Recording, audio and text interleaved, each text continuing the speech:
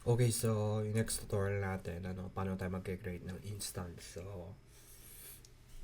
napag-aralan natin kung paano mag-create ng classes. So, ngayon naman, i-create na natin yung instance. So, for example, ito ang tatandaan nyo. So, gagamitin na natin yung, so, for example, ito na, connection.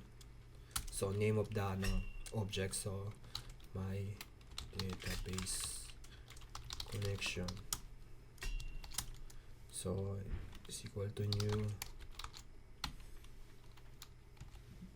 like that.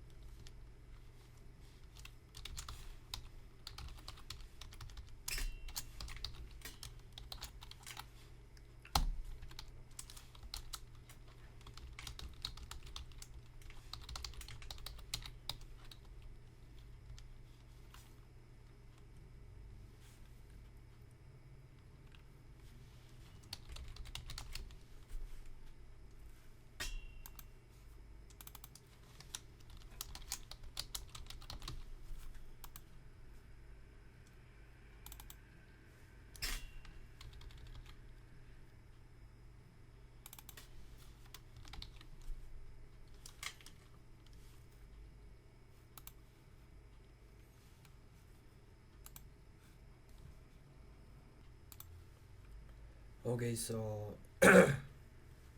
may na. So yung variable natin, ipapublic natin. Tapos i-access natin siya. So pag nag-create tayo ng instance, so itong class, tas yung pangalan ng instance, tas equal to new DB connection.